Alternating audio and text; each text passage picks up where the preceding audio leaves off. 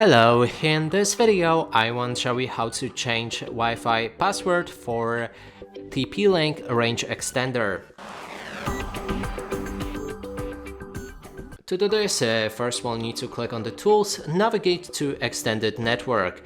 Here you'll be able to find the security, and it goes for both 2.4 as well as the 5G networks. Click on them, and then now you'll be able to pick the same as main network. This will use the same password as it goes for your network that you're extending. No security, or that means no password, or one of the password options. So for example, we can go for this one and then enter whichever password we like for that network to be. Make sure to save the settings afterwards. And that's it for this video. Hope you like it. Please consider subscribing to our channel, leave a like and a comment below.